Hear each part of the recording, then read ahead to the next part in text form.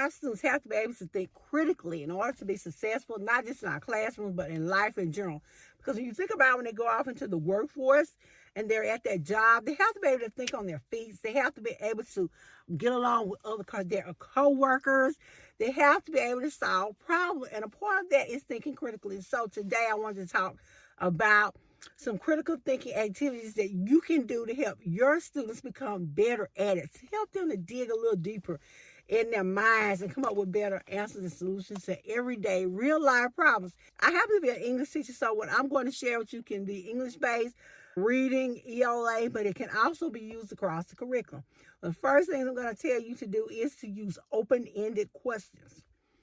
Don't give them all that multiple choice or yes, no, fill in the blank. Give them some open-ended questions which they have to stop and think about the answer, take information that they already have, and apply it in order to answer their questions. The second thing is allow them to make predictions. Before you go into a unit, before you start any activity, you can have your students make predictions, what the book is going to be about, what they think is going to happen if a plant that uses the photosynthesis process does not receive enough sunlight, or the alternatives to not having enough nitrogen in the soil for plants. And we know that there is, because if you study carnivorous plants, then you are well aware that that's an adaptation because of a lack of nitrogen in the soil. But anyway, I said all that to say this. Have your students make predictions. Have your students to do open-ended questions. And have them solve real-world problems. Or have them relate the problem to something that's going on in the real world. You can give them a problem that's in the news, that's happening in their community, in society, and have them to solve it. It does not matter what subject area you teach. It could be math. But have your students look at the problem and see what solutions they can come up with. Depending on when you're watching this video, we were having a crisis about people weren't receiving the SNAP benefits. And so a lot of people were trying to figure out what these people were going to do when they no longer received their benefits. They had to deal with Thanksgiving or how they were going to feed their families. And I was just amazed at the wealth of creators and people who came online on YouTube and talked about ways in which they were going to feed their family if they didn't receive benefits. That was a real world problem. You could have your students do something similar to that. Find solutions for it. These people were really coming up with stuff with these meals in a bag and pantry cooking. All of the things and the solutions that the churches and different places and organizations came up with. So be sure that you're giving your students some real world problems that they have to solve. The fourth thing I'm going to do is encourage them to dig deeper, to use that stoic level thinking.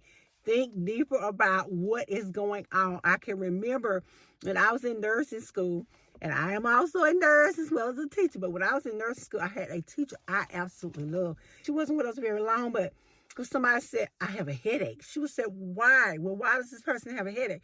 And you're sitting there thinking, because they have a headache. She's like, no, there's a reason they have a headache. Stop, dig deeper. Think about it. Think about it.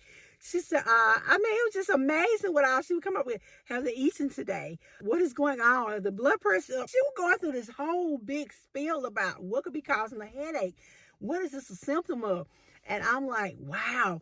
Unfortunately for us, she didn't stay with us very long. She moved on to another program. And so I really hated it. But she had us to do a lot of real world thinking. And I just really enjoyed her. Another thing that you can do is have your students use evidence-based answers. Make your students give you evidence-based answers. A scenario that I always like to use with my students is, I say something like, I can't just say, Carla ate my cookies. I have to have proof.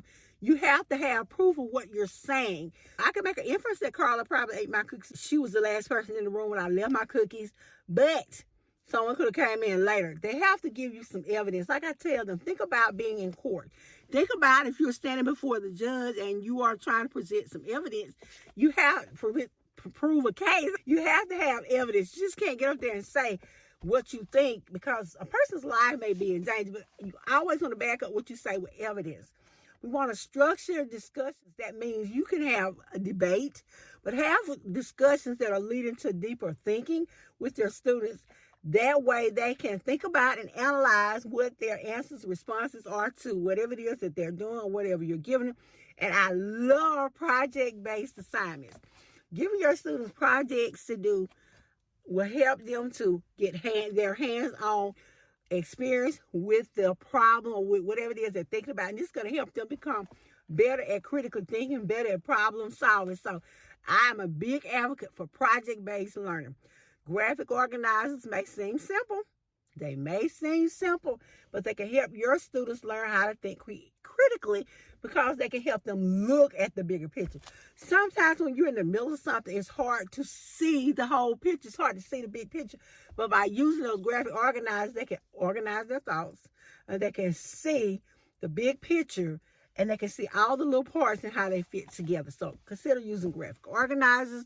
And last but not least, you can have them seek to identify the differences and similarities between things, whether they are between annuals and parentals, if you're doing science, if you're talking about plant animal cells, again, that's biology. We're trying to create better critical thinkers in our classroom, in our real world, in our workplace, and it all starts with you. Great educator that you are. Thank you guys so much for listening. It's been LaWanda Shields, 2Q Classrooms, and I'll see you guys in the next video.